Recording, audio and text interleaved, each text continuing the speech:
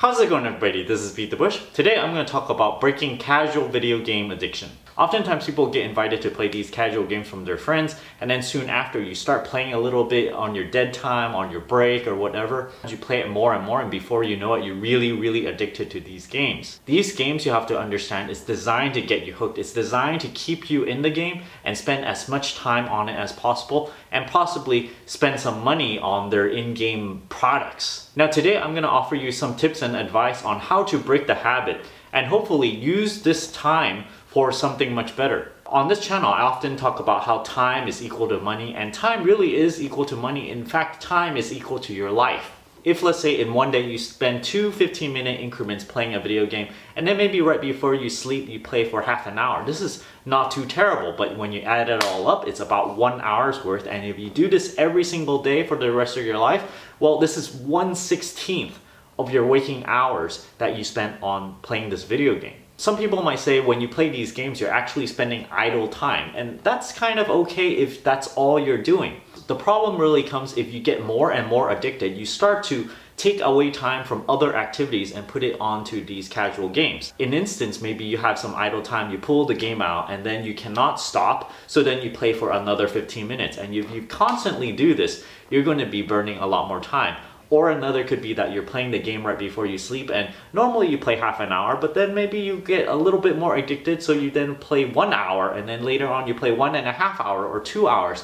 It really adds up if you get more and more addicted. Why do I say this is a waste of time? Because I'm sure most people, after you play it, you'll agree that you basically did not gain any skills and you did not really gain any life experience. I've personally played several very addictive games, and at the end I'm like, okay, after you remove yourself from the game completely, you realize you have no more incentive inside the game anymore. Nothing has been accomplished really. It's just sitting idle. You just burnt up a lot of time. If you do this throughout 1 year, and I noticed that generally for casual games, you get hooked on them for maybe a year or two, and then you move on to a new game that they have. So it really does not depend on which game. You're just going to constantly spend 1 hour per day. It might be one game or a different one, but every single year you're spending about 365 hours on this casual game. 365 hours is actually equivalent to 9 full weeks of full-time work. Imagine how much time that is. This is 9 whole weeks. This is about 2 months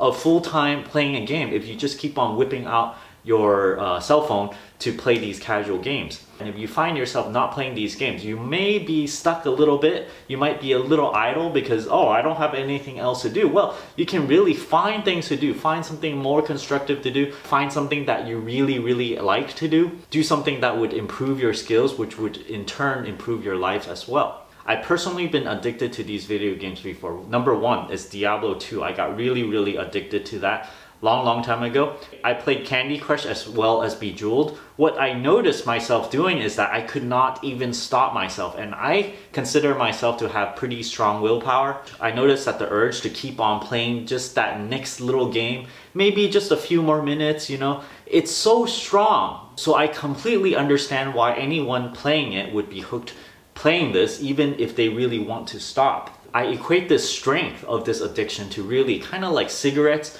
or gambling even, because it really is that strong. So in the end, after playing Bejeweled or Candy Crush or any of those games, what I did is I used all my willpower to delete the game. It was extremely difficult. When I was talking to my friend who was addicted to a different game, she actually cannot actually delete the game herself even. And they make the game in such a way that even if you delete the game, they upload the game data to their server. So when you delete the game, later on you can just reinstall the game and you would get back your total position from where you left off. They do this on purpose so that you can come back very easily. Deleting a game is not an option where it's kind of like nuking the whole thing and you'll never see it again, which would be actually a good thing if this was actually possible. Talking to my friend, I realized that there is a weak point in all of this addiction. Now, the point of weakness at which you can attack here to get yourself off this addiction is to not play the next game. The level of addiction here is minimal there, and it's easiest to break the chain there. However, I realize that some games actually offer you incentives to play their next game. Maybe they might give you some points in the current game in order to play the next game. So for example, they offer you to play the next game and they give you, I don't know, 100 coins or something for the current game. So you go, oh wow, I get 100 coins, that's a lot of coins. So then you can go to the next one, you just play it just to get the coins for the current game. But then when you play the new one, you actually get addicted to the next game. So if you're playing a current game that you're addicted in, be very, very wary of trying out a brand new game, because this is the thing that's going to get you hooked. It's going to get you from one game to another. So even if they offer you a very, very good incentive, try your best to not move over to the next platform. Aside from this weak point of this chain, I do not think it's really possible to stop playing a game right in the middle, because I certainly tried myself. It takes a lot of willpower to delete it, and if you're the type to go cold turkey on something, for example, if you're a smoker and then you can go cold turkey,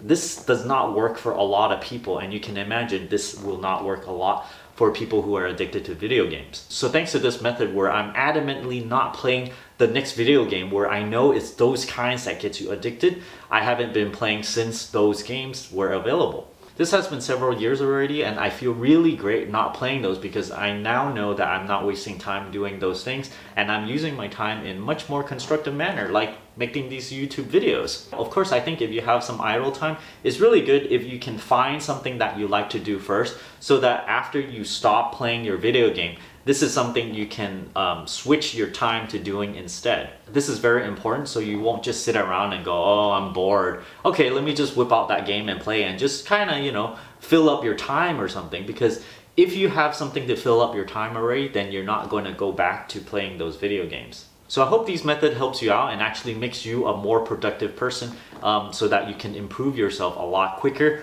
rather than wasting your time. Don't forget to give me a like on this video, comment down below. Let me know if you're currently addicted and if these methods help for you. If you're interested in supporting this channel, I have an Audible link down in the video description below where you can use these books actually to learn something new. If you find that you do not like the audiobook that you picked nor the subscription service, you can actually cancel it before the trial subscription ends, and then you won't have to pay a thing. You will still help benefit this channel.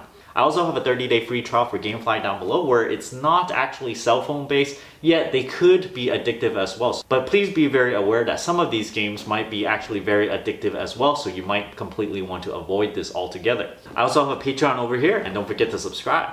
Thanks for watching.